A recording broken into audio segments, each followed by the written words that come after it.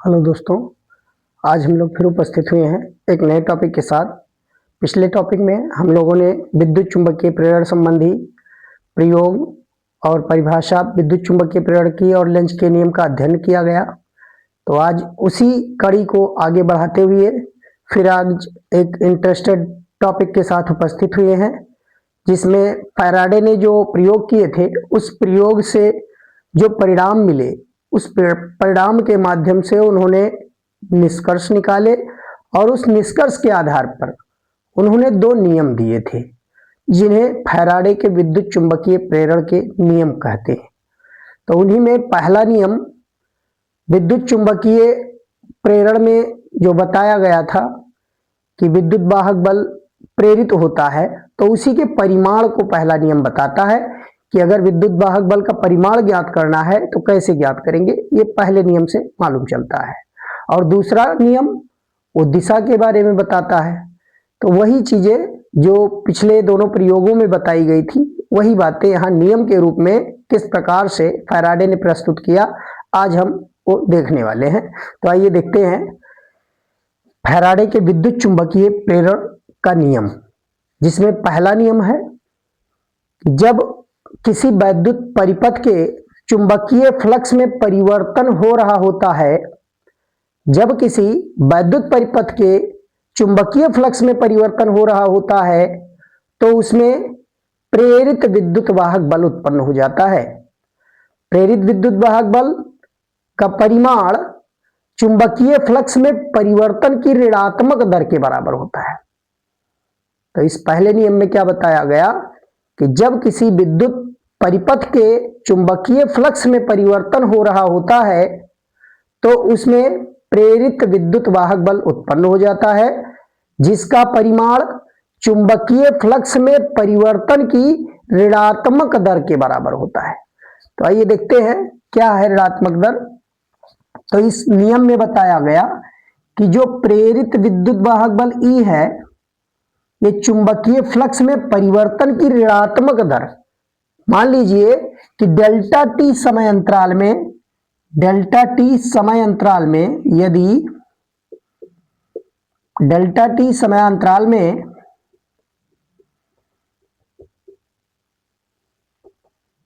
चुंबकीय फ्लक्स में परिवर्तन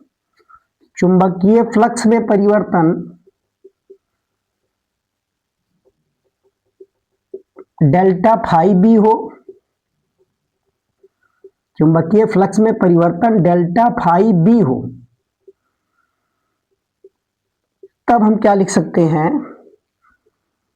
तब प्रेरित विद्युत वाहक बल, देखिए तब प्रेरित विद्युत वाहक बल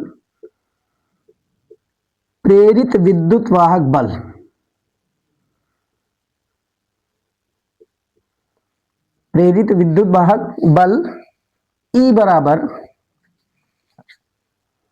प्रेरित विद्युत वाहक बल स्मॉल e से लिखा जाता है। और ये पहले नियम से हमको क्या मालूम चला कि फ्लक्स में परिवर्तन की ऋणात्मक दर यानी minus delta phi B upon delta T, ये कहा जा सकता है। यही पहला नियम बताता है।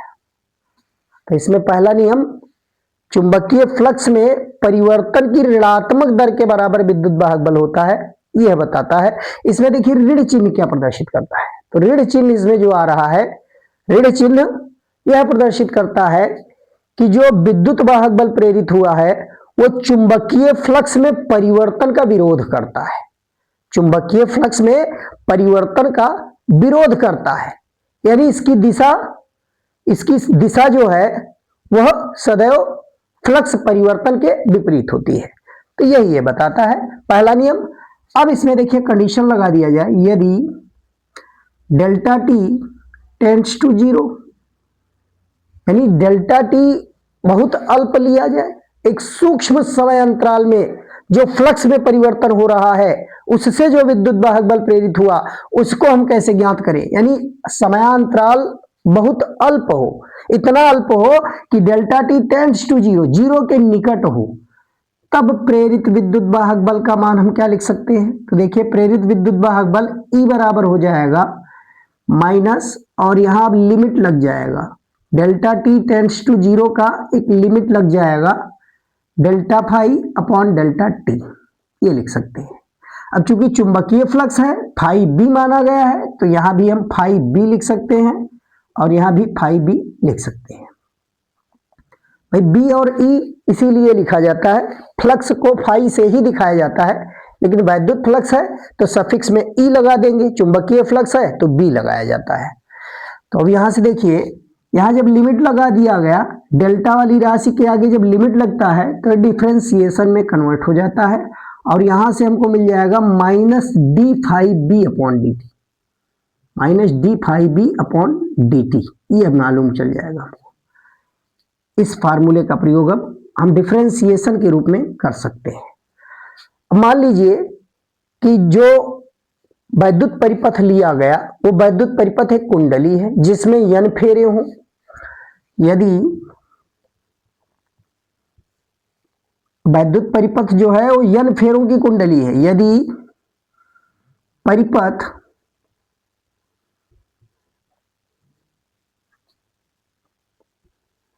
n फेरों की कुंडली है,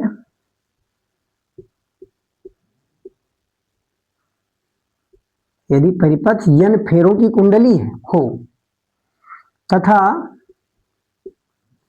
प्रत्येक फेरे से बद्ध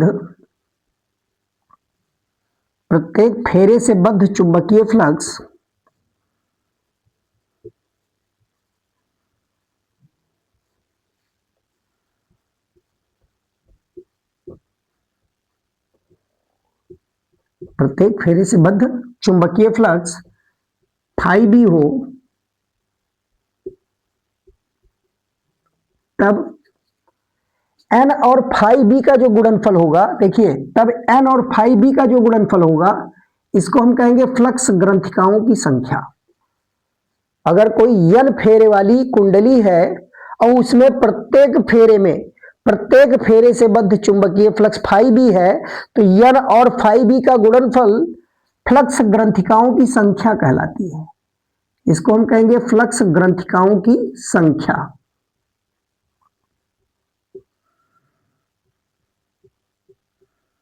फ्लक्स ग्रंथिकाओं की संख्या कही जाएगी। और इसका मात्रक याद रखिए, फ्लक्स ग्रंथिकाओं की संख्या का मात्रक होता है वेबर टर्न। फ्लक्स ग्रंथिकाओं की संख्या कहेंगे और इसका मात्रक होगा वेबर टर्न। ये भी परीक्षा में पूछा जा सकता है कि फ्लक्स ग्रंथिकाओं की संख्या का मात्रक क्या होगा, तो ये ध्यान रखिए, फ्लक्स ग्रंथिकाओं की संख्या का मात्रक वेबर टर्न होता है। अब यहां देखिए, यदि परिपथ n फेरों की कुंडली हो तथा प्रत्येक फेरे से बद्ध चुंबकीय फ्लक्स फाई बी हो, तब n फाई बी को हम फ्लक्स ग्रंथिकाओं की संख्या कहेंगे जिसका मात्रक वेबर टर्न होता है। और प्रेरित विद्युत वाहक बल को कितना लिखेंगे, परिपथ में प्रेरित विद्युत वाहक बल,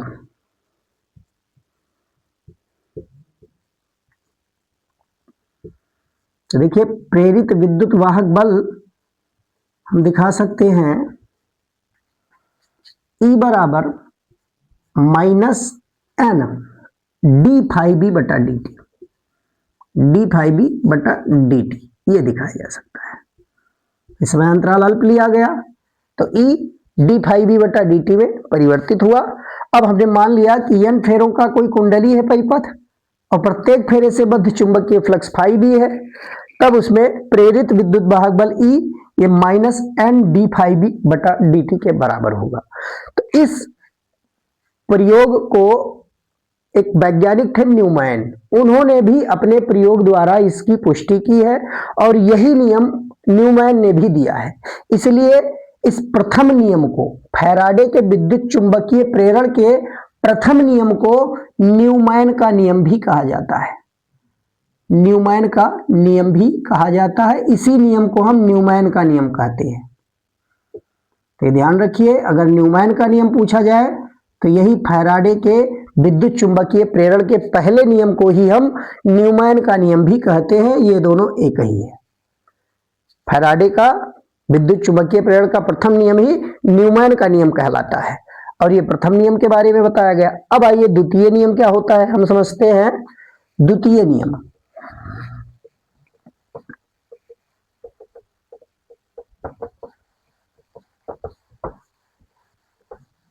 देखिए पहले नियम में इन्होंने परिमाण के बारे में बताया कि जो प्रेरित विद्युत वाहक बल उत्पन्न होता है उसका परिमाण कैसे ज्ञात करते हैं, ये इन्होंने पहले नियम के माध्यम से बताया। और दूसरे नियम के माध्यम से इन्होंने दिशा ज्ञात करने का तरीका बताया, दिशा कैसे निकालें। तो क्या है द्वितीय नियम? फैराडे के विद्युत चुंबकीय प्रेरण का द्वितीय नियम। द्वितीय नियम में यह बताया गया कि जो विद्युत वाहक बल, प्रेरित विद्युत वाहक बल जो उत्पन्न होता है उसकी दिशा सदैव उस कारण का विरोध करती है जिससे कि वह स्वयं उत्पन्न होती है। यानी क्या कह सकते हैं कि जब किसी वैद्युत परिपथ के चुंबकीय फ्लक्स में परिवर्तन किया जाता है तो उसमें विद्युत वाहक बल प्रेरित होता है, परिपथ बंद है तो धारा भी बहने लगती है। यह पहले नियम के माध्यम से बताया गया। और दूसरे नियम में यह बताया जा रहा है कि प्रेरित विद्युत वाहक बल अथवा प्रेरित धारा की दिशा इस प्रकार होती है कि यह सदैव उस कारण का विरोध करती है जिससे कि यह उत्पन्न हुई है। यानी प्रेरित विद्युत वाहक बल अथवा प्रेरित धारा की दिशा इस प्रकार होती है कि यह उस कारण का सदैव विरोध करती है जिससे कि यह स्वयं उत्पन्न हुई है। यानी जिसके कारण इसकी उत्पत्ति हुई उसका विरोध करती है, मतलब उसके विपरीत दिशा में उत्पन्न होती है, हम कह सकते हैं। यह विपरीत दिशा हम पीछे प्रयोग में बता चुके हैं कि धारा जब परिपथ में घटा रहे होते हैं तो उसी डायरेक्शन में उत्पन्न होकर विरोध करती है। तो हम दिशा खासकर नहीं कह सकते, लेकिन उसकी दिशा इस प्रकार होती है कि वह सदैव उस कारण का विरोध करती है। वो दिशा का विपरीत नहीं कह सकते, वो उस रीजन का यानी घटने का विरोध कर रही थी सेम डायरेक्शन में उत्पन्न होके, और बढ़ने का विरोध कर रही थी विपरीत दिशा में उत्पन्न होके। तो यहां उस कारण का विरोध करती है। ये इसमें मेन ध्यान रखिएगा, केवल दिशा उलटने से हम द्वितीय नियम को नहीं समझ पाएंगे। रीजन, किस रीजन से, अगर चुंबकीय फ्लक्स में परिवर्तन के कारण उत्पन्न हुई है तो उस परिवर्तन का सदैव विरोध करेगी उसकी दिशा। विद्युत वाहक बल की जो दिशा होगी वो सदैव चुंबकीय फ्लक्स के परिवर्तन का विरोध करेगी। अब परिवर्तन किस प्रकार हो रहा है? परिवर्तन में फ्लक्स घट रहा है या फ्लक्स बढ़ रहा है? अगर फ्लक्स बढ़ रहा है तो विपरीत दिशा में उत्पन्न होके उसको बढ़ने से रोकेगी, बढ़ने का विरोध करेगी। अगर फ्लक्स घट रहा है तो उसी डायरेक्शन में उत्पन्न होके उसके घटने का विरोध करेगी। तो अब इसमें क्या बताया गया, मतलब यही लेंज के नियम में बताया गया है। लेंज का नियम और फैराडे का जो विद्युत चुंबकीय प्रेरण का द्वितीय नियम है ये सेम है। वही चीजें यहां भी है कि प्रेरित विद्युत वाहक बल, किसी वैद्युत परिपथ में प्रेरित विद्युत वाहक बल अथवा प्रेरित धारा की दिशा इस प्रकार होती है कि यह सदैव उस कारण का विरोध करती है जिससे कि वह स्वयं उत्पन्न हुई है। तो इस नियम को हम लेंज का नियम भी कहते हैं। लेंज का नियम यही था जो यहां बताया जा रहा है। तो ये ध्यान रखिए कि फैराडे का जो प्रथम नियम था वो न्यूमैन का नियम कहलाता है और द्वितीय नियम जो है वो लेंज का नियम कहलाता है।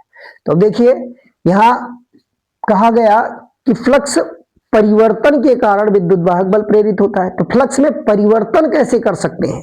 तो चुंबकीय फ्लक्स में देखिए परिवर्तन कितने तरह से कर सकते हैं।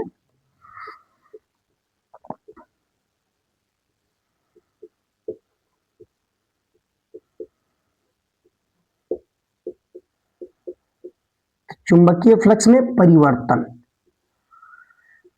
देखिए इसके कई तरीके हैं। हम चुंबकीय फ्लक्स में परिवर्तन कई प्रकार से कर सकते हैं, जिसमें हम पहला प्रकार दिखा रहे हैं कि चुंबकीय क्षेत्र परिवर्तित करके। चुंबकीय क्षेत्र परिवर्तित करके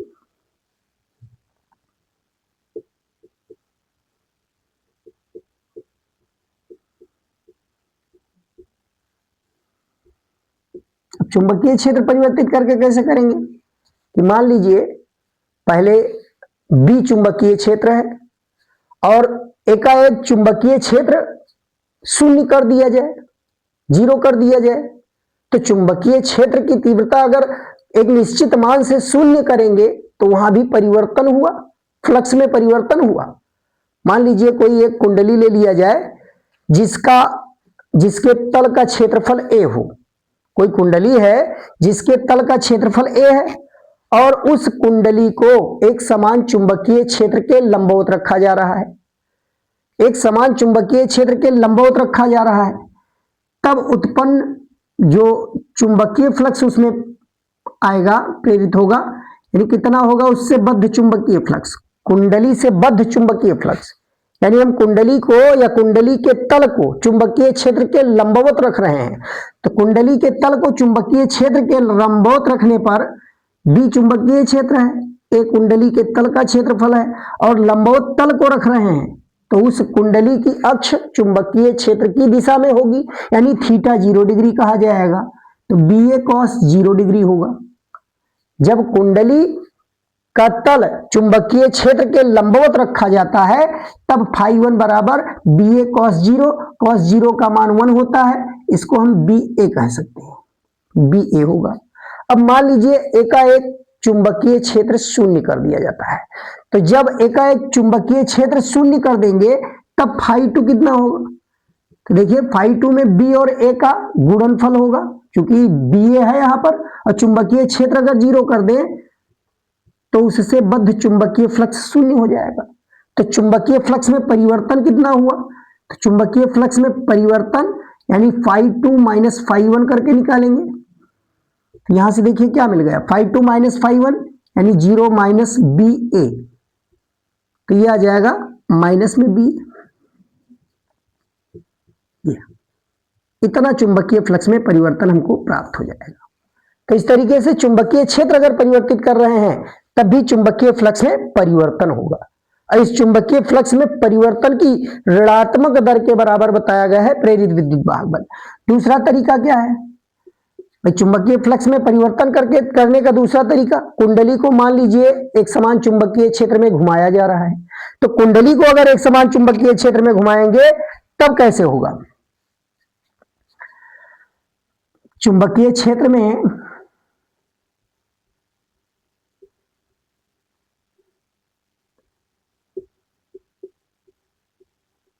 कुंडली को घुमाकर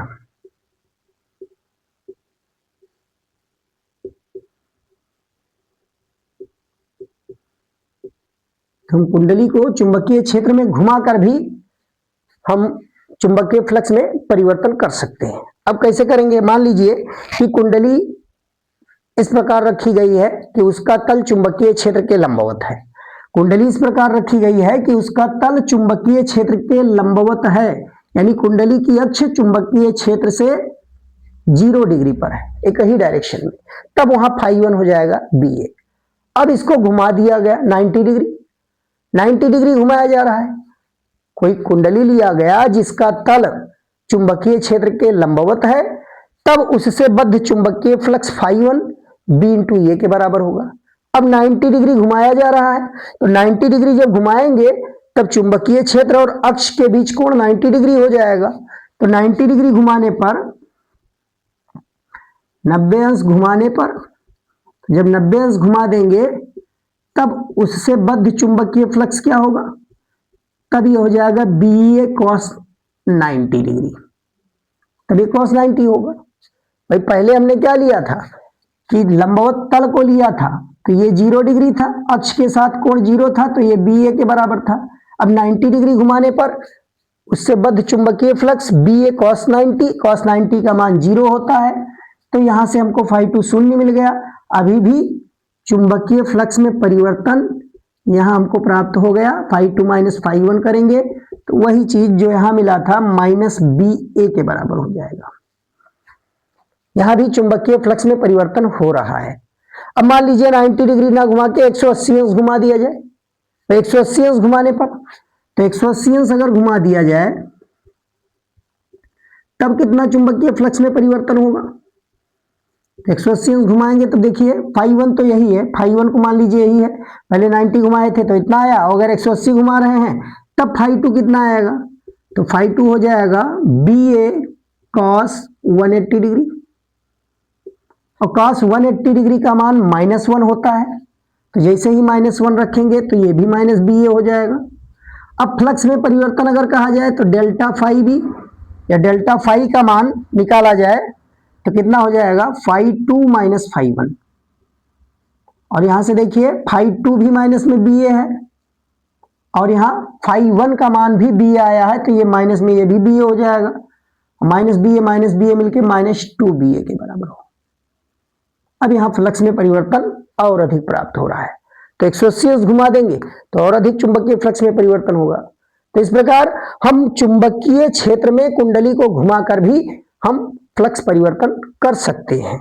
अब एक तीसरा तरीका देखिए, अगर हम कुंडली के क्षेत्रफल को परिवर्तित करें, भाई चुंबकीय फ्लक्स क्षेत्रफल पर भी निर्भर करता है, चुंबकीय क्षेत्र पर भी निर्भर करता है, तो अभी तक हमने चुंबकीय क्षेत्र में परिवर्तन करके दिखाया, कुंडली को घुमाया गया तब भी वहां फ्लक्स में परिवर्तन हुआ। और तीसरा तरीका है कि कुंडली के क्षेत्रफल को परिवर्तित करके चुंबकीय क्षेत्र में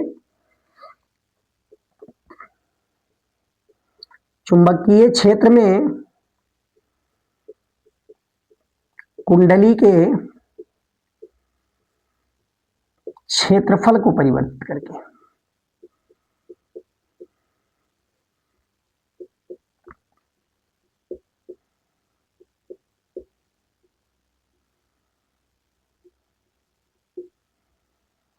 चुंबकीय क्षेत्र में कुंडली के क्षेत्रफल को परिवर्तित करके।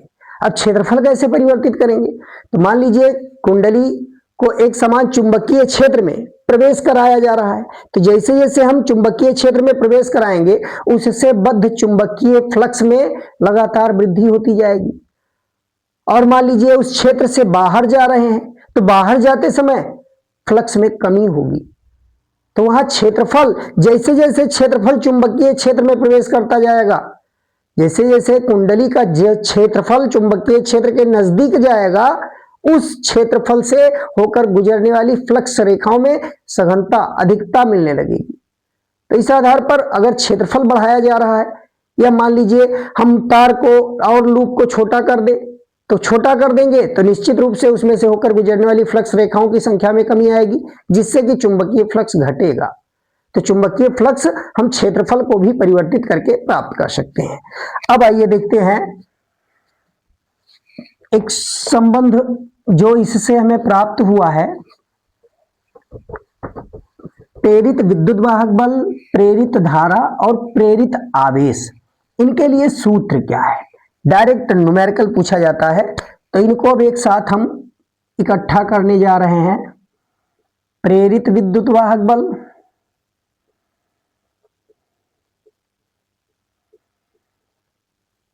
और प्रेरित धारा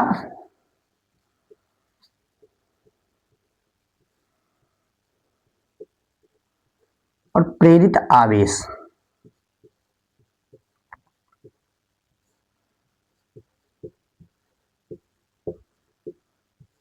प्रेरित आवेश या आगे हम प्रेरित शक्ति भी लिख सकते हैं। फिलहाल देखिए प्रेरित विद्युत वाहक बल क्या बताया गया।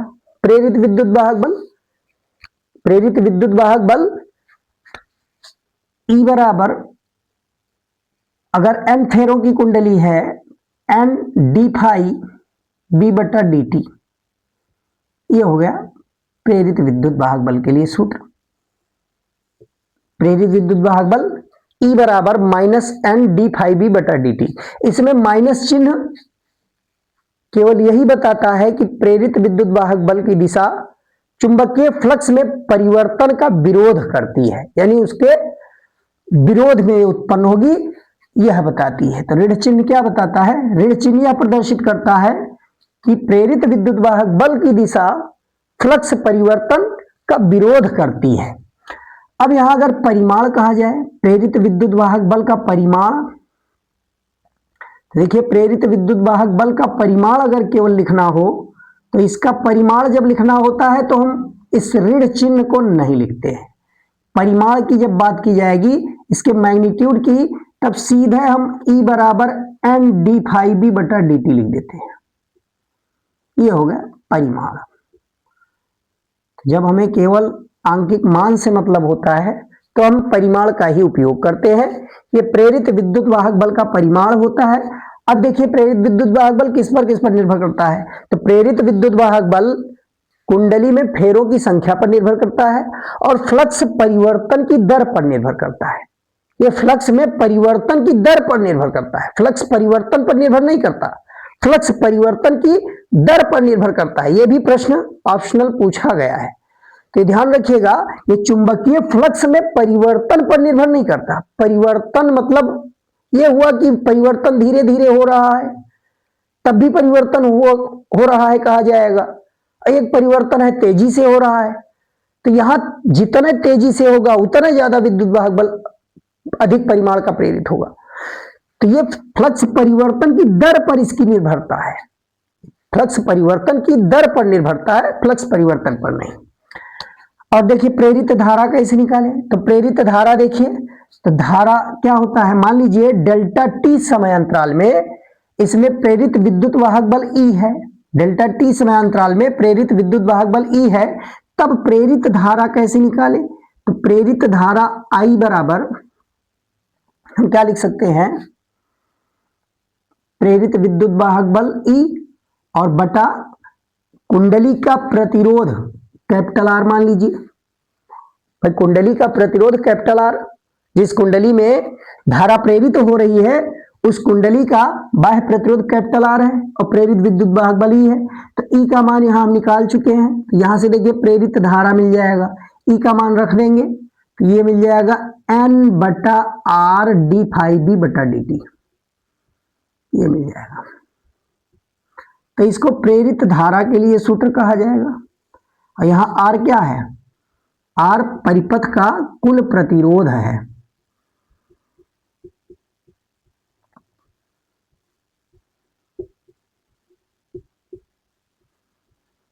आर परिपथ का कुल प्रतिरोध कहा जाएगा, बाह्य प्रतिरोध जितना है परिपथ में वह है आर। तो ये प्रतिरोध पर विद्युत वाहक बल प्रतिरोध पर नहीं निर्भर करता है, लेकिन प्रेरित धारा प्रतिरोध पर निर्भर करती है। परिपथ का प्रतिरोध कितना है ये इस पर निर्भर करता है। प्रतिरोध अधिक है तो धारा कम प्रेरित होगी, और प्रतिरोध अगर कम है तो धारा अधिक प्रेरित होगी। तो ये फ्लक्स परिवर्तन की दर पर भी निर्भर करता है, फेरों की संख्या पर भी निर्भर करता है और उस कुंडली के प्रतिरोध पर भी निर्भर करता है।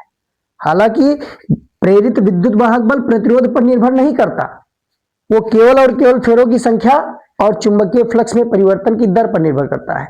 लेकिन प्रेरित धारा ये प्रतिरोध पर भी निर्भर करती है।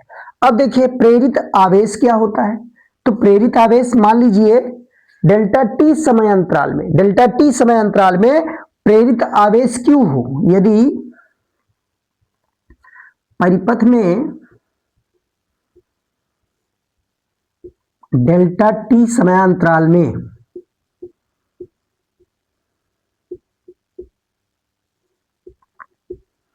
प्रेरित आवेश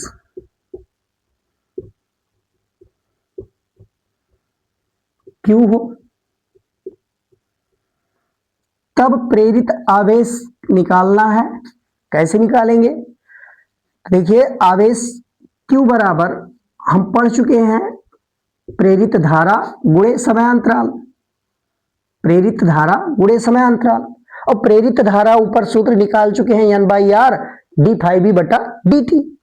तो अब यहां चूंकि डी के रूप में लिखे हुए हैं तो इसको हम डेल्टा ना कहकर डी के रूप में चाहे बदल लीजिए, और चाहे इसको भाई यहां डेल्टा के रूप में ही चाहे लेंगे, इसको डेल्टा फाइव बी बटा डेल्टा टी लिखिए, और चाहे इसको डी टी ही मान लीजिए। देखिए इसको हम डी टी के पदों में ले लें कि यदि परिपथ में dt समयांतराल में, यदि परिपथ में dt समयांतराल में प्रेरित आवेश Q हो तब Q बराबर I इंटू डी टी लिख सकते हैं। अब यह वैल्यू उठा के रख दीजिए यहां पर, तो प्रेरित आवेश का हमको फार्मूला मिल जाएगा। प्रेरित आवेश Q बराबर N बाई आर, और यहां हो जाएगा डी फाइव बी बटा डी टी और इंटू डी टी। तो ये dt dt यहां से कैंसिल हो रहा है, सूक्ष्म समयांतराल कैंसिल हो जाएगा, और डेल्टा के रूप में अगर लिखते हैं तो वो भी कर सकते हैं, यहां भी डेल्टा रहेगा फिर यहां कर सकते हैं। तो यहां से देखिए Q बराबर हमको फार्मूला क्या मिल गया, Q बराबर N/R d∅B, ये फार्मूला मिल रहा है। अब देखिए ये अंतर है, ये पहले वाले से ये डिफर है, अलग है। ये प्रेरित आवेश फेरों की संख्या पर निर्भर करता है, परिपथ के प्रतिरोध पर निर्भर करता है, साथ साथ ये फ्लक्स परिवर्तन पर निर्भर करता है। फ्लक्स परिवर्तन की दर पर निर्भर नहीं करता, ये फ्लक्स परिवर्तन पर निर्भर करता है। भाई फ्लक्स में परिवर्तन होना चाहिए, चाहे धीरे धीरे परिवर्तन हो रहा हो, चाहे तेजी से परिवर्तन हो रहा हो, प्रेरित आवेश की मात्रा नियत रहेगी, इसमें प्रेरित आवेश का मान बदलेगा नहीं।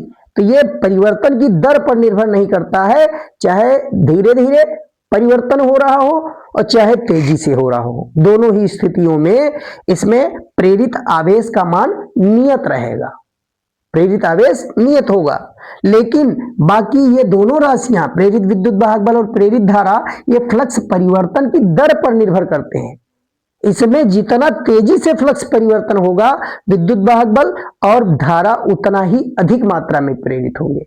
जबकि आवेश ये चाहे धीरे से प्रेरित हो, मतलब धीरे से चाहे परिवर्तन किया जाए, चाहे तेजी से किया जाए, यह उसकी दर पर निर्भर नहीं करता है। तो ये मुख्य रूप से इसमें अंतर है। अब देखिए, अगर कहा जाए प्रेरित शक्ति, तो प्रेरित शक्ति क्या लिख सकते हैं, तो प्रेरित विद्युत वाहक बल और प्रेरित धारा को अगर गुणा कर दें तो प्रेरित शक्ति भी निकाला जा सकता है। प्रेरित विद्युत वाहक बल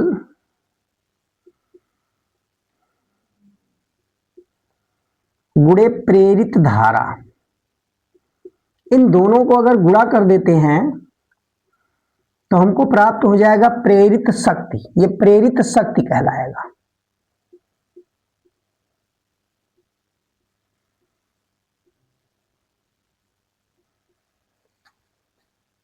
P बराबर बी आई पढ़ चुके हैं, तो उसी तरीके से शक्ति बराबर यहां विद्युत वाहक बल और धारा का गुणनफल शक्ति कहा जाएगा।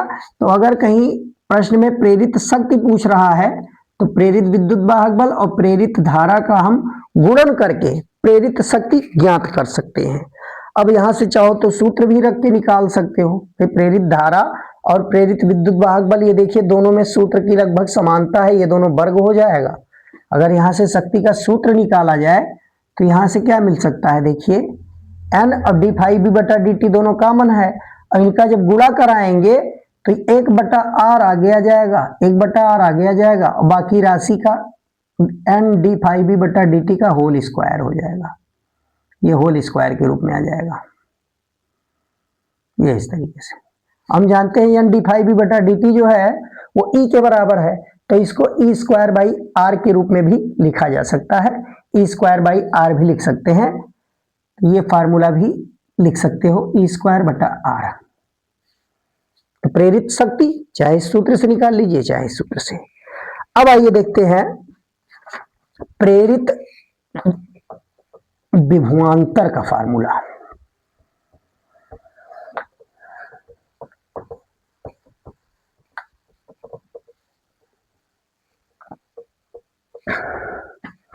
प्रेरित विभवांतर कहिए चाहे एक समान, देखिए एक हेडिंग है, एक समान चुंबकीय क्षेत्र में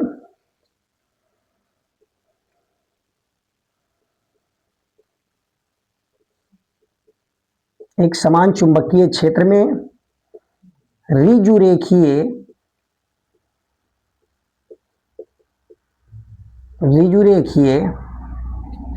चालक या कोई तार ले लिया जाए, तार कह सकते हैं, के सिरों के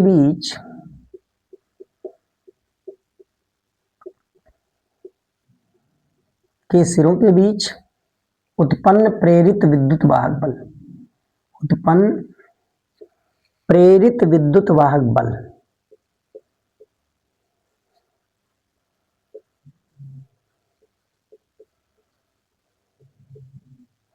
या इसी को हम प्रेरित विभवांतर भी कह सकते हैं, प्रेरित विभवांतर भी इसी को कहा जा सकता है।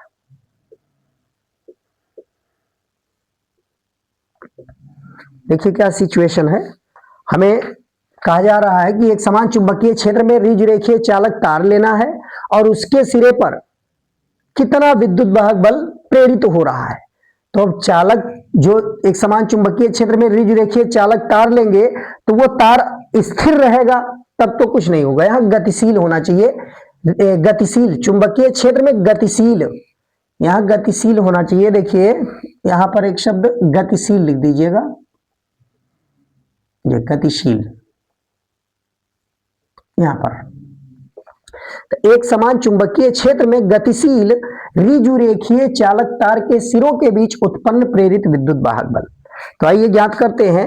ये मान लीजिए कि एक समान चुंबकीय क्षेत्र है और इसमें जो चुंबकीय क्षेत्र की दिशा दिखाई गई वो इस कागज के तल के ठीक लंबवत नीचे की ओर, तल के ठीक लंबवत नीचे की ओर हम दिशा को क्रॉस चिन्ह से व्यक्त करते हैं। वही चीज यहां दिखाया जा रहा है। हमने मान लिया कि इसमें चालक रखा हुआ है, एक चालक रखा हुआ है। इस चालक को हमने नाम दे दिया जे के, एक को लिख दिया जे और दूसरा सिरा इसका के, जे के। ये कोई चालक है और इसकी लंबाई हमने मान ली यल है, एल लंबाई का एक चालक लिया गया है या कोई तार है मान लीजिए। और इस चालक तार को वी वेग से, इस चालक तार को वी वेग से चुंबकीय क्षेत्र के लंबवत दाईं ओर चलाया जा रहा है। भाई गतिशील होगा तभी इसमें विद्युत वाहक बल प्रेरित होगा। तो अब यहां एक चालक लिया गया जेके, ये ऋजुरेखीय सीधी रेखा में लिया गया है और गतिशील करना है, यहां गतिशील ऋजुरेखीय चालक होना चाहिए। तो वी वेग से हमने चुंबकीय क्षेत्र के लंबवत इसको वी वेग से दाईं ओर चलाते हैं। तो जैसे ही दाईं ओर चलाएंगे तो क्या प्रक्रिया होगी, भाई इसके सिरों पर विद्युत वाहक बल प्रेरित होगा। अब उसी विद्युत वाहक बल के लिए हमें सूत्र ज्ञात करना है कि प्रेरित विद्युत वाहक बल कहिए या प्रेरित विभवांतर भी कह सकते हैं, क्योंकि यहां देखिए एक चालक तार है तो तार के सिरे पर जितना विद्युत वाहक बल प्रेरित होता है वही उसके सिरे पर विभवांतर भी कहलाता है। तो विभवांतर भी हम कह सकते हैं। अब यहां देखिए प्रक्रिया क्या होगी। हम जानते हैं कि कोई चालक तार है, कोई भी चालक है, उसको जब एक समान चुंबकीय क्षेत्र में रखा जाएगा तो उस चालक में आवेश उपस्थित होते हैं। भाई चालक में क्या होते हैं, मुक्त इलेक्ट्रॉनों की अधिकता होती है, तो इसमें मुक्त इलेक्ट्रॉन भी होते हैं और बद्ध आवेश भी होते हैं। भाई इलेक्ट्रॉन जिससे मुक्त हुए हैं, जिस परमाणु से इलेक्ट्रॉन मुक्त हुए हैं वो धनावेशित परमाणु भी मौजूद है जिसको बद्ध आवेश कहते हैं, और इलेक्ट्रॉन जो होते हैं वो ऋणावेशित है। चालकों में क्या होता है, मुक्त इलेक्ट्रॉनों की अधिकता होती है। तो मुक्त इलेक्ट्रॉन कहां से मुक्त हुए, वो परमाणु के बाहरी कोश में जो थे वही वहां से मुक्त होते हैं। सामान्य ताप पर अपनी कक्षा को छोड़कर पूरे चालक में, चालक के क्रिस्टल में वो गतिमान अवस्था में होते हैं, तो ये मुक्त इलेक्ट्रॉन कहलाते हैं। तो मुक्त इलेक्ट्रॉन में देखिए, और यहाँ मुक्त इलेक्ट्रॉन भी है और बद्ध आवेश यानी धनावेश ऋणावेश दोनों मौजूद होता है धात्विक चालकों में। तो जैसे ही कोई आवेश एक समान चुंबकीय क्षेत्र में रखा जाता है तो क्या बताया गया है, एक समान चुंबकीय क्षेत्र में अगर कोई आवेश गति करे तो उस पर एक बल आरोपित होता है जिसको लॉरेंज बल कहते हैं। तो निश्चित रूप से यहां भी दोनों आवेशों पर, धनावेश ऋणावेश दोनों पर यहां भी बल लागू होगा। भाई इस पर भी एक लॉरेंज बल लागू होगा। कितना लॉरेंज बल लागू होगा, तो यहां देखिए इस पर लगने वाला चुंबकीय बल, जितने भी इसमें मुक्त इलेक्ट्रॉन कहिए, मुक्त इलेक्ट्रॉन जितने हैं, प्रत्येक मुक्त इलेक्ट्रॉन चालक के भीतर उपस्थित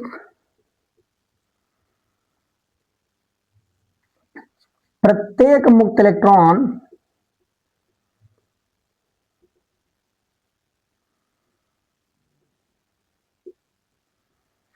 तथा बद्ध आवेश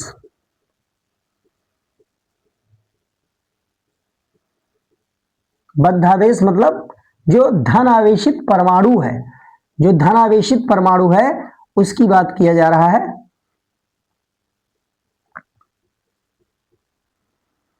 धनावेशित परमाणु।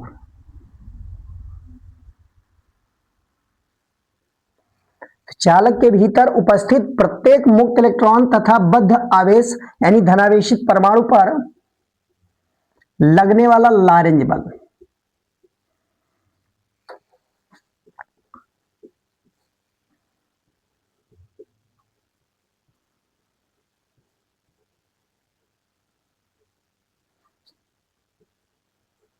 कितना लॉरेंज बल लगेगा? लॉरेंज बल को अगर एफ एम लिखा जाए, एफ एम बराबर, अब मुक्त इलेक्ट्रॉन हो या बद्ध आवेश हो, भाई मुक्त इलेक्ट्रॉन पर आवेश ई के बराबर होता है, ई के बराबर यानी क्यू का मान ई के बराबर कह सकते हैं। एक समान चुंबकीय क्षेत्र बी है, चुंबकीय क्षेत्र के परिमाण को बी से लिखा गया, ये बी चुंबकीय क्षेत्र है और v वेग से चलाया जा रहा है। तो अगर ये चालक भी वेग से चलाया जा रहा है तो इसमें उपस्थित प्रत्येक मुक्त इलेक्ट्रॉन, प्रत्येक बद्ध आवेश उसी डायरेक्शन में गतिमान कहे जाएंगे। भाई आवेशित कण इस चालक के भीतर मौजूद है, तो जिस वेग से चालक जा रहा है उसी वेग से वहां मुक्त इलेक्ट्रॉन और बद्ध आवेश भी उसी वेग से कहा जाएगा कि गति करते हैं। तो अब इनके गति की दिशा ये इस डायरेक्शन में हो गई, चुंबकीय क्षेत्र लंबवत भीतर हो गई। तो अब धनावेश पर जो बल लगेगा, कितना बल लगेगा? भाई लॉरेंज बल का सूत्र होता है Q V B sine theta, लेकिन यहां देखिए लंबवत चलाया जा रहा है, चुंबकीय क्षेत्र के लंबवत गति कर रहे हैं। तो अगर चुंबकीय क्षेत्र के लंबवत गति कर रहे हैं तो निश्चित रूप से उस पर जो बल लगेगा वो उन दोनों के लंबवत लगेगा। यहां थीटा का मान 90 लेना है, थीटा का मान 90 लेना है। तो अब यहां देखिए फार्मूला होता है लॉरेंज बल का Q V B sine theta, और यहां गतिमान है 90 डिग्री पर, लंबवत चलाया जा रहा है, तो हम क्यू वी बी साइन 90 कह सकते हैं। और साइन 90 का मान 1 होता है और क्यू को हम ई के बराबर कह सकते हैं, क्यू को ई के बराबर कहा जा सकता है क्योंकि मुक्त इलेक्ट्रॉन और बद्ध आवेश दोनों पर आवेश ई के बराबर है। तो अब यहां से देखिए एफईएम कितना मिल गया, एफईएम कितना मिल गया? लॉरेंज बल ई बी बी के बराबर मिल गया, ये हमको पहला इक्वेशन मिल गया। अब लॉरेंज बल लगने से होगा क्या? भाई धनावेश पर लॉरेंज बल किधर लगेगा? तो धनावेश पर लॉरेंज बल हम फ्लेमिंग के बाएं हाथ के नियम से दिखा सकते हैं।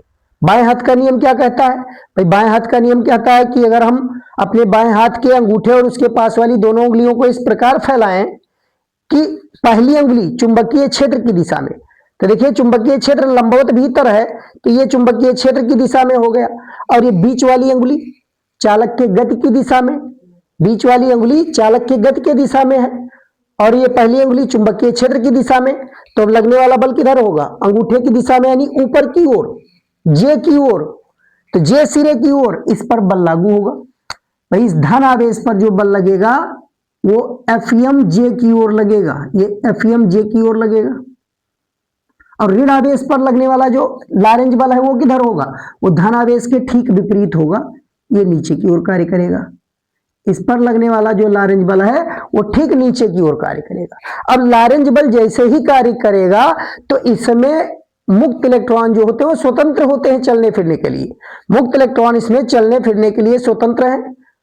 अब जैसे ही मुक्त इलेक्ट्रॉनों पर लॉरेंज बल लगा, ये तो बद्ध आवेश है, इनकी गति तो नहीं हो सकती, लेकिन मुक्त इलेक्ट्रॉनों की गति हो सकती है।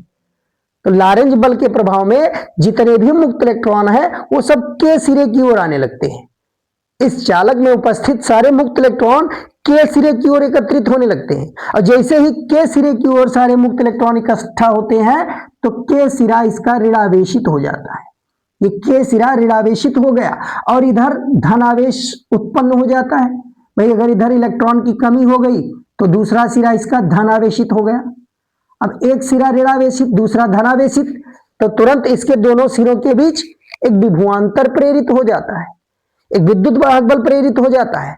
और विद्युत वाहक बल प्रेरित होने के कारण इस पूरे चालक में एक समान वैद्युत क्षेत्र उत्पन्न हो जाता है। अब एक समान वैद्युत क्षेत्र उत्पन्न हो गया तब इस पर वैद्युत बल भी कार्य करने लगेगा। अब इस आवेशों पर वैद्युत बल भी कार्य करेगा, और वैद्युत बल की दिशा किधर होगी? तो वैद्युत बल की दिशा ये चुंबकीय बल के ठीक विपरीत होगी। धनावेश पर ये नीचे की ओर Fe होगा और ऋणावेश पर ऊपर की ओर होगा Fe। ये तो इसके ठीक विपरीत यहां वैद्युत बल कार्य करने लगेगा। तो वैद्युत बल देखिए यहां विपरीत कार्य करेगा। ये Fe लिखा गया है, इलेक्ट्रोस्टैटिक फोर्स। तो वैद्युत बल यहां भी कार्य करेगा। तो वैद्युत बल जब कार्य करने लगेगा तो जो मुक्त इलेक्ट्रॉन के सिरे की ओर जा रहे थे, अब धीरे धीरे उन पर वैद्युत बल कार्य करने लगा विपरीत दिशा में। तो धीरे धीरे वैद्युत बल जब चुंबकीय बल के बराबर हो जाएगा, तब वो स्थानांतरण जो मुक्त इलेक्ट्रॉनों का जे सिरे से के सिरे की ओर हो रहा था, तब वो रुक जाएगा। भाई मुक्त इलेक्ट्रॉन पर पहले जब लारेंज बल लगा तो मुक्त इलेक्ट्रॉन जे सिरे से के सिरे की ओर आने लगते हैं, जिससे के सिरे पर इलेक्ट्रॉन का घनत्व बढ़ जाता है और के सिरा ऋणावेशित और जो जे सिरा है वो धनावेशित हो जाएगा। और फिर यहां विभवांतर स्थापित होगा और चालक में वैद्युत क्षेत्र उत्पन्न होगा, जिससे प्रत्येक आवेश पर एक वैद्युत बल भी कार्य करेगा। और वह वैद्युत बल धीरे धीरे जो स्थानांतरण हो रहा था इलेक्ट्रॉनों का, उस इलेक्ट्रॉनों का स्थानांतरण धीरे धीरे रुकने लगेगा। तो जैसे जैसे वैद्युत बल, जैसे जैसे यहां आवेश प्रबल हुआ, धनावेश यहां ऋणावेश की, जैसे ही ऋणावेश यहां उत्पन्न हुआ, धनावेश यहां उत्पन्न हुआ, एक समान वैद्युत क्षेत्र उत्पन्न हुआ। और वैद्युत क्षेत्र के प्रभाव से वैद्युत क्षेत्र धीरे धीरे बढ़ रहा है जैसे जैसे इलेक्ट्रॉन जा रहे हैं। अब वैद्युत क्षेत्र बढ़ रहा है तो वैद्युत बल भी धीरे धीरे बढ़ रहा है।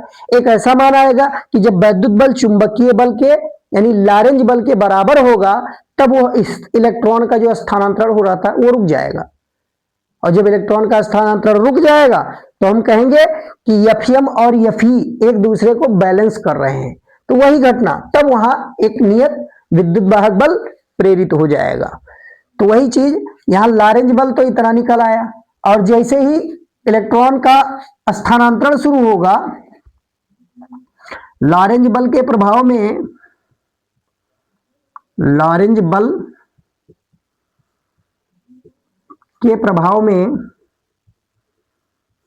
मुक्त इलेक्ट्रॉन के सिरे पर, के सिरे की ओर जाने लगते हैं,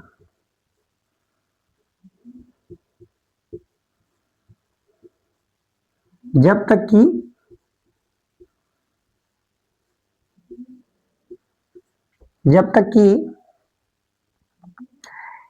एफएम और एफई बराबर नहीं हो जाता, जब तक कि दोनों बल बराबर नहीं हो जाते।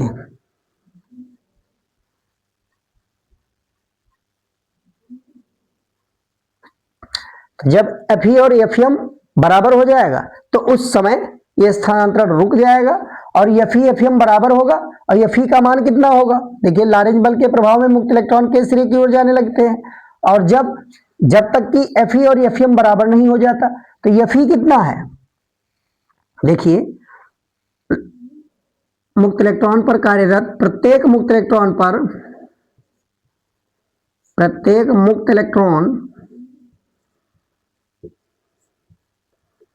पर कार्यरत वैद्युत बल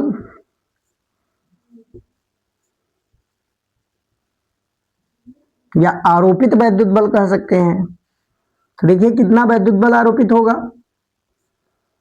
एफई बराबर हम कह सकते हैं आवेश और वैद्युत क्षेत्र की तीव्रता। अगर इनके सिरे पर उत्पन्न वैद्युत क्षेत्र ई हो तो आवेश मुक्त इलेक्ट्रॉन में ई होता है और ये कैपिटल ई हो जाएगा। अब इसमें रख दीजिए मान, भाई एफई और एफएम बराबर, और समीकरण 1 में एफएम निकाला गया, समीकरण 2 में एफई निकाला गया। अब इन दोनों का मान समीकरण 1 और 2 का इसमें रख देंगे। तो यहां से देखिए क्या आ जाएगा, समीकरण 1 व 2 से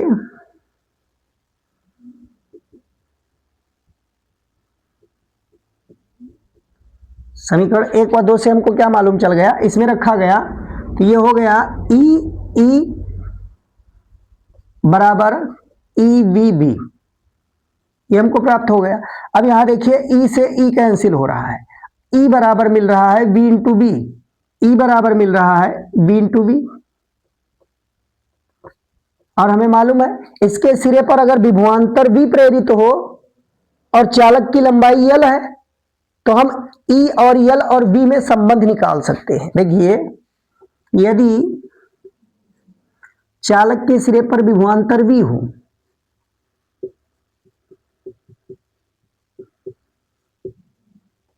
यदि चालक के सिरों के बीच विभवांतर भी हो,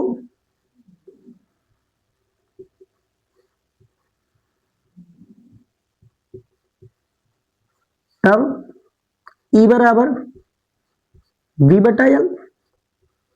चालक की लंबाई L दिया गया, विभवांतर V हो जाए तो E और V बाई L बराबर हो जाएगा। अब इसमें E की जगह पर रख दीजिए, तो यहां देखिए V बटा L ये बराबर हो जाएगा V इंटू बी, इस L से गुणा कर दे तो V बराबर हो जाएगा BVL। ये प्रेरित विभवांतर का हमको फार्मूला मिल गया। प्रेरित विभवांतर कहिए या प्रेरित विद्युत वाहक बल कहिए, यहां हमको प्राप्त हो गया प्रेरित विद्युत वाहक बल या प्रेरित विभवांतर का सूत्र।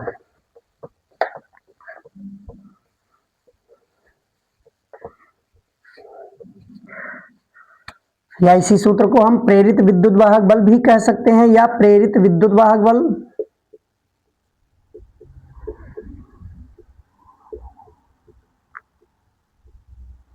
E बराबर, ये E पहले वाला जो लिया गया था वो अलग था, वो आवेश मुक्त इलेक्ट्रॉन पर आवेश E था, और यहां E प्रेरित विद्युत वाहक बल को दिखाया जा रहा है, तो ये अलग है, ये ध्यान रखिए, ये दिखाया जा सकता है प्रेरित विद्युत वाहक बल। अब अगर इसको सदिश रूप में दिखाना हो तो हम V cross B into dot L कर सकते हैं, इस तरीके से भी दिखा सकते हैं।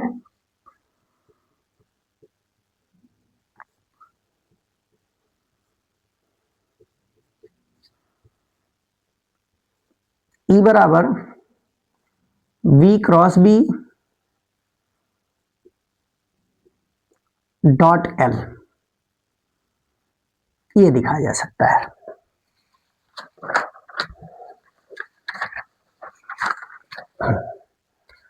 अब देखिए ये क्या प्रदर्शित करता है, जो इसका सदिश रूप में सूत्र है ये क्या प्रदर्शित करता है, तो सदिश रूप में सूत्र यही बताता है कि V और B या L और B की दिशा हमेशा लंबवत होगी, ये कभी एक डायरेक्शन में नहीं हो सकते।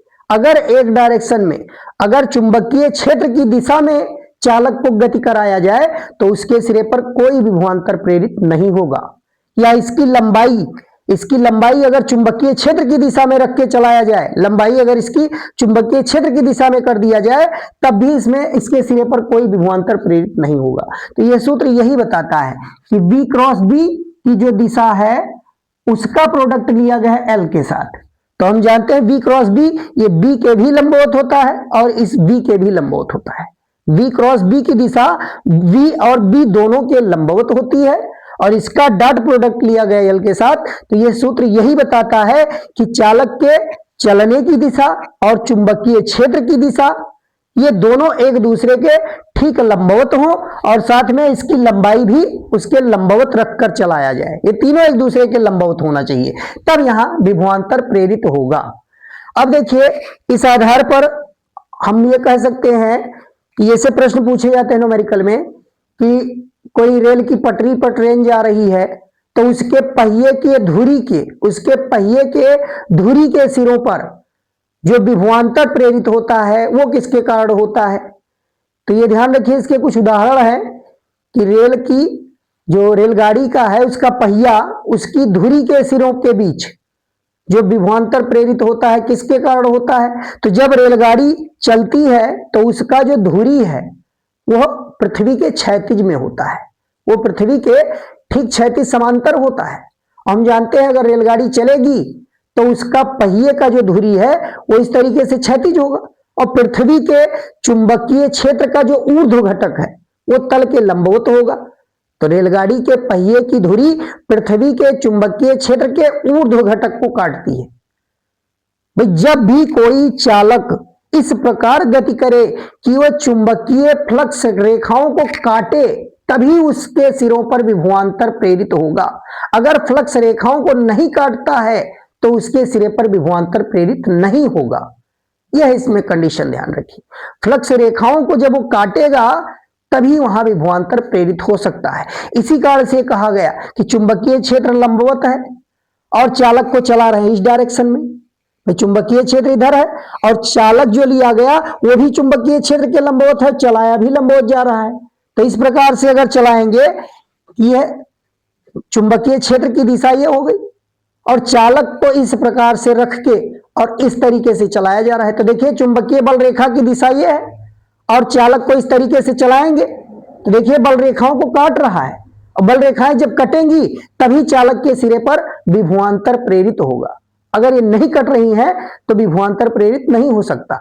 तो उसी आधार पर कहा जाता है कि अगर कोई रेलगाड़ी पटरी पर जा रही है तो उसके जो धुरी है, पहिया का जो धुरा होता है, धुरी होती है, वह पृथ्वी के चुंबकीय क्षेत्र के ऊर्ध्व घटक को काटने के कारण उसके सिरे पर विभवांतर प्रेरित होता है। या कोई मान लीजिए वायुयान है, कोई वायुयान है, वह क्षैतिज उड़ रहा है आसमान में, तो उसका पंख क्षैतिज है। भाई क्षैतिज पंख है, कोई वायुयान है वो क्षैतिज पंख है उसका और इस तरीके से आसमान में उड़ रहा है, तब भी वह पृथ्वी के चुंबकीय क्षेत्र के ऊर्ध्व घटक को काटेगी और उसके सिरे पर विभवांतर प्रेरित होगा। अब मान लीजिए कोई वायुयान उतर रहा है और उतरते समय उसका पंखा पूर्व से पश्चिम में है। भाई उतरते समय उसका पंखा पूर्व से पश्चिम की ओर है, तो उतरते समय हम जानते हैं जब वायुयान उतरता है तो उसका पंखा कुछ इस तरीके से हो जाता है उतरते समय। तो उतरते समय उसका पंखा भीतर की ओर झुका होता है, चाहे मोड़ते समय कहिए या उतरते समय राउंड लेता हुआ जब उतरता है तब वो पृथ्वी के क्षैतिज घटक, पृथ्वी के चुंबकीय क्षेत्र के क्षैतिज घटक को काटने से उसके सिरे पर विभवांतर प्रेरित होगा। भाई उतरते समय अगर पूरब पश्चिम में उतर रहा है, पूरब पश्चिम दिशा में उसका पंखा है उतरते समय, तो वो पृथ्वी के चुंबकीय क्षेत्र के क्षैतिज घटक को काटेगा और उसके सिरे पर विभवांतर प्रेरित होगा। और अगर उतरते समय उत्तर दक्षिण दिशा में पंख हो तब वो किसी के घटक को नहीं काट पाएगा, ना वो चुंबकीय क्षेत्र का, पृथ्वी के चुंबकीय क्षेत्र का क्षैतिज घटक ही कटेगा, ना ही उसका ऊर्ध्व घटक ही कटेगा।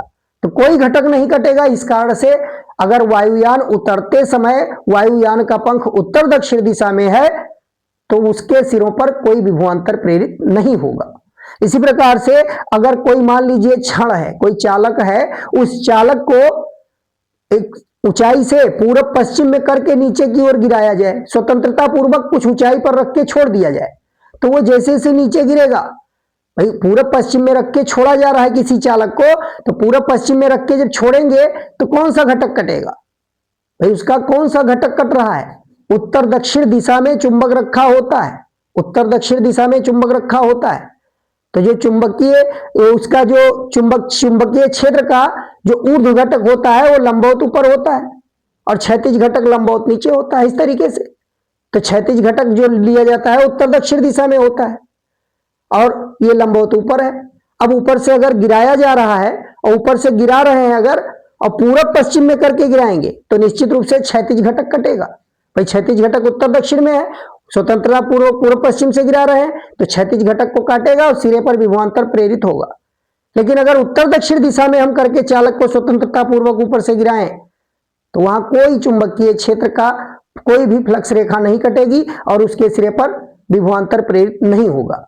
या कोई खिलाड़ी है, अगर खिलाड़ी तेज दौड़ रहा है, पूरब पश्चिम दिशा में दौड़ रहा है, तो उसके सिर और तलुओं के बीच, खिलाड़ी के शरीर के सिर और तलुओं के बीच विभवांतर प्रेरित होगा क्योंकि वह क्षैतिज घटक को काट रहा है। पूरब पश्चिम में दौड़ने से पृथ्वी के चुंबकीय क्षेत्र के क्षैतिज घटक को काटने से उसके सिरे पर, उसके सिर और तलुओं के बीच विभवांतर प्रेरित होता है। और अगर उत्तर दक्षिण दिशा में दौड़े तो कोई विभवांतर प्रेरित नहीं होगा। तो इस तरीके से हमें मालूम चला कि प्रेरित विभवांतर जो होता है वो कहीं ना कहीं फ्लक्स रेखाओं के कटने से होता है कि कोई चालक इस प्रकार गति करे कि फ्लक्स रेखाएं कट रही हों तभी उसके सिरे पर विभवांतर प्रेरित होता है। तो आज के लिए इतना ही। अब शेष अगले हम क्लास में लेकर आएंगे और भी मतलब दिशा ज्ञात करने के लिए कि कैसे हम दिशा ज्ञात करते हैं, प्रेरित धारा की दिशा कैसे ज्ञात करते हैं, तो इसके लिए भी आगे नियम बताए जाएंगे। तो आज के लिए इतना ही, धन्यवाद।